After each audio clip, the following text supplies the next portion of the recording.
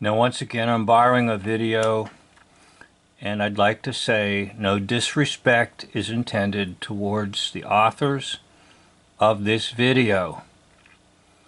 I repeat, at one time I was immersed in the hoax-lie system almost completely. I would say about 97%. But now I'm 100% free of it. So I can make videos over the videos showing the hoax liars. So this is supposedly a prisoner of war at age 18, World War II veteran who bailed out of a B-17 and survived.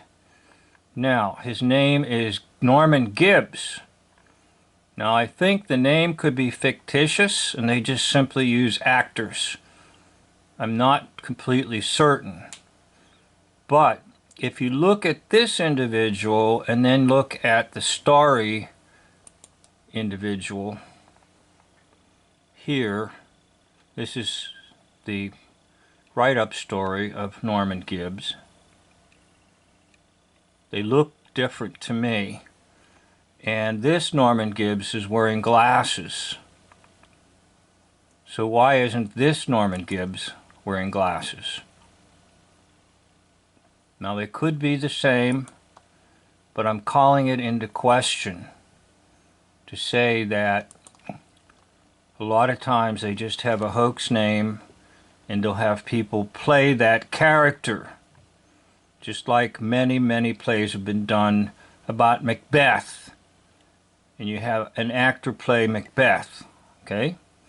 So let's listen in on his story. Yeah,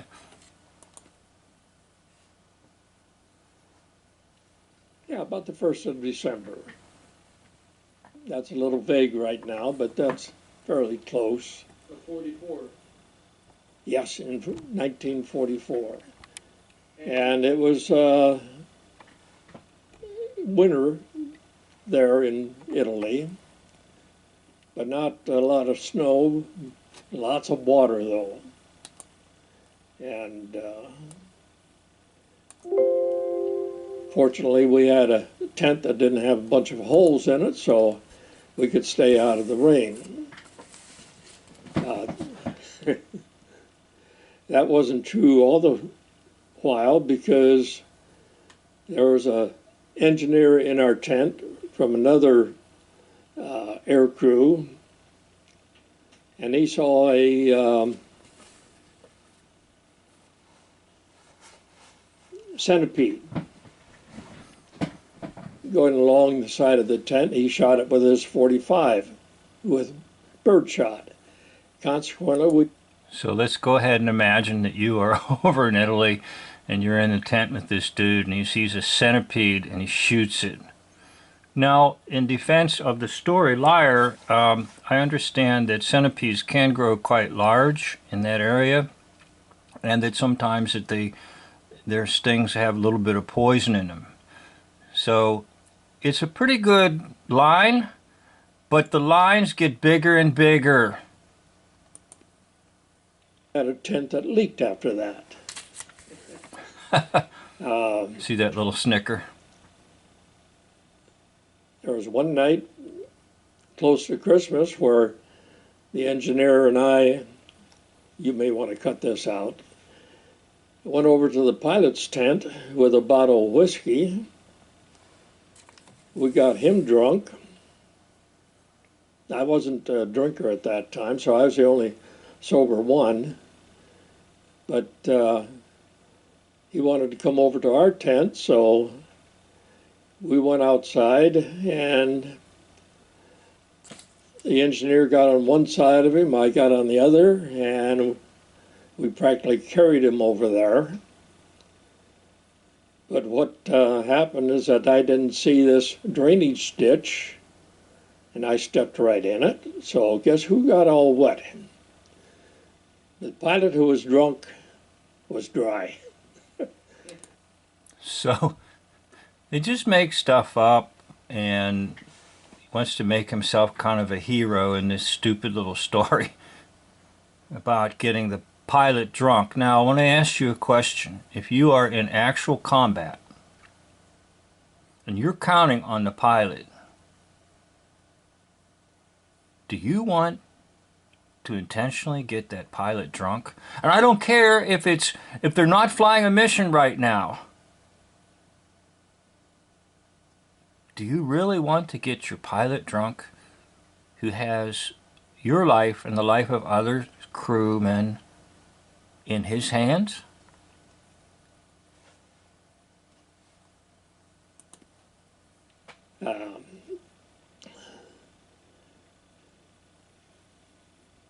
We went on our first mission, which was what they called a milk run to Regensburg, Germany.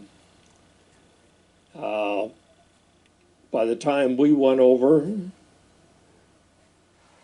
the city had been destroyed, and we were just keeping. Okay, now if you watch my other videos, you'll see the series is no bombs were dropped in Germany. I'm going to say no bombs were dropped in Europe anywhere. So saying a city was destroyed, no. Aerial bombing didn't happen. Now there was some controlled demolition on the ground to get rid of a bunch of junk and then have it rebuilt under the Marshall Plan. Incidentally, P.S. When I was a believer in the hoax lie system, a believer in the war hoaxes, the one thing that threw me off was the Marshall Plan. How is it that the United States would spend millions and millions of dollars to go bomb the living daylights out of Germany and then very shortly say, let's spend millions and millions of dollars to rebuild Germany under Marshall Plan? It made no sense to me whatsoever. But guess what? It makes sense to me now, because the bombing was a hoax, but the rebuilding wasn't a hoax because they got rid of all their junk buildings. Anyhow, that was a P.S. that way. So there was no fighters, German fighters, sent up to intercept us. And that's the reason they called it a milk run. It was easy to do. Our second mission, again, we were in this old plane, and our mission was to Vienna, Austria. And after we got into Yugoslavia, which was on a direct line between Foggia and Vienna, we lost an engine to overheating, and the pilot shut it down and feathered it. Going along, and we were gradually losing our squadron. So the pilot, being democratic, he said, shall we go on or shall we go back to base? And we were all green behind the ears, and we all said, let's go on. So, let's go on. All right, now let's go to the military structure. The military structure is a command structure. A pilot takes a vote. What was it? A written ballot vote? Raise your hand vote? Say aye or say nay vote on the intercom system? I want to know more about this vote that was taken, because there's different means in which you can tabulate a vote. And who tabulated the vote? The pilot? The co-pilot? Come on. It's a command structure. You don't take votes. When you're in the military, you're given orders. As you can see, I'm having fun making this. we lost our squadron, and we had a good navigator with us, but he took us right over Vienna all by ourselves. We dropped our bombs, and as we made our 180 to return to base, I was sitting in the waist. This was another little job I had. I was chucking out chaff as fast as I could go.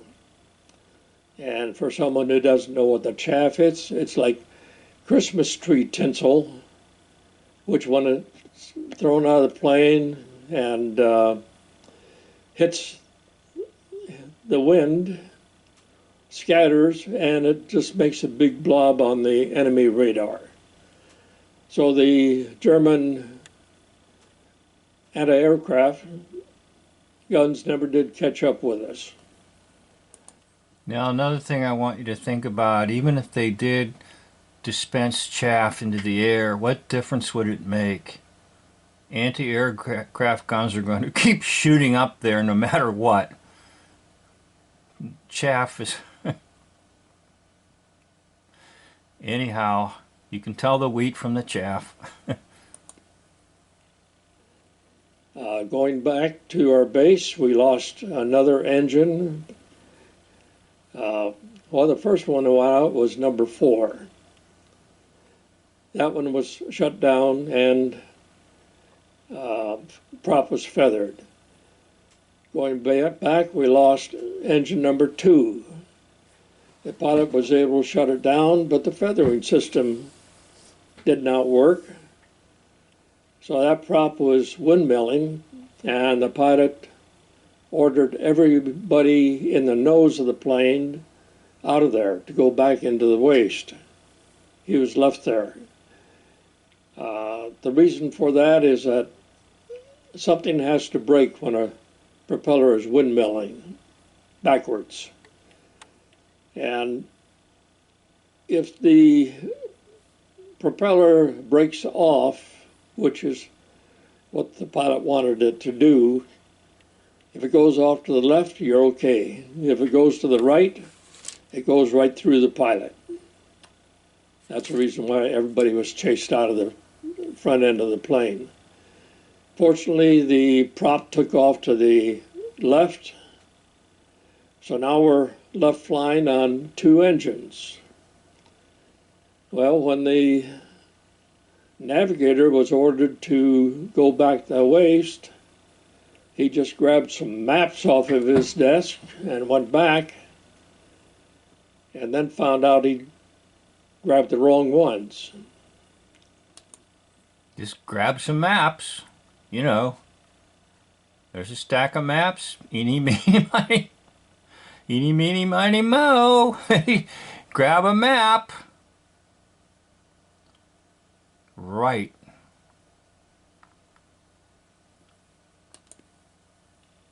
He lost track of where we were.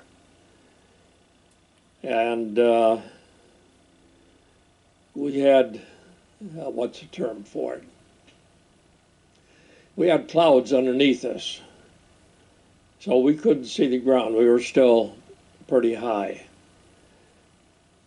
And about that time, engine number 1 started to overheat, so the pilot knew he couldn't fly the plane on one engine, so he ordered us all to bail out.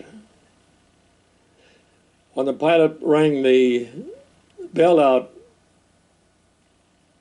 horn, or whatever you want to call it, it was my job to open the waist door, jettison the door, so that we could bail out. But when I went to do that, the cable, the steel cable, had rusted, so the cable came away in my hand and the door was still there. It just so happened I had a pair of dikes in my pocket. I don't know what. It just so happened. Well, that word is used for pliers. He just so happened to have pliers in his pocket. He doesn't know why. He just so happened to have them there, and you know, you're not aware of the fact that there's these huge grippers in your pocket, pliers, and it would had to have been enormous to deal with a steel door on a B-17. But they just happened to be in his pocket. Carried it, but I did. And I was able to pull the hinge, excuse me, I was able to pull the pins out of the hinge and push the door out. With that, 7 of us jumped out, one right after the other. Now remember, 7 is your Zion, your mind weapon. It's very useful in telling a story to bring up numbers, particularly the number 7. Because I was wearing a chest pack, I had been told to fall butt first in a V, so that when I pulled the ripcord, which was right here, the parachute would pop open away from me. If I were falling on my face, the parachute and the metal parts in it would be right in my face. Anyway, so if you ever have done a dumb thing, as I was falling before I pulled... If you ever heard a dumb story, now they do like to interject how they goof up and a little bit of humor and everything, just to make it a human story. In other words, it doesn't seem quite as fictitious if everything went perfectly well. Ripcord, my helmet started to come off. Can you see the duping delight starting? Because he knows he's got this interviewer, and he's just enjoying himself so much telling all these lines. See the smile? In fact, we'll just leave it on his face here for a little bit. And you can just watch the facial expressions.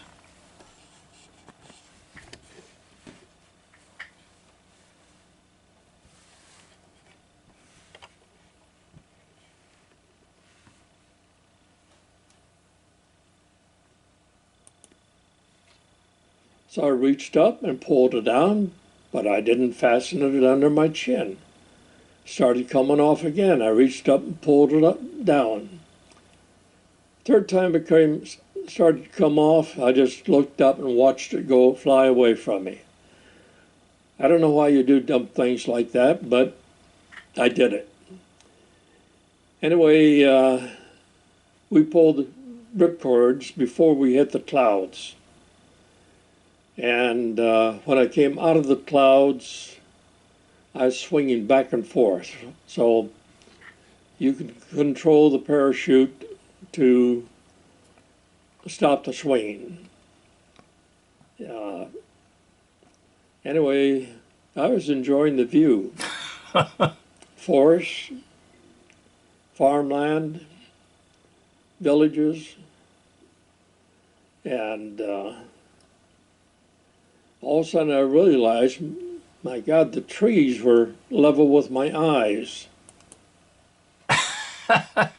He was enjoying the view, bailing out of a B-17, falling into enemy territory.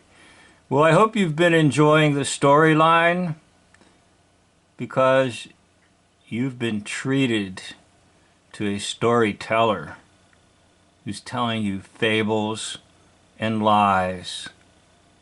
But many enjoy it, many love it, and many want to hear more.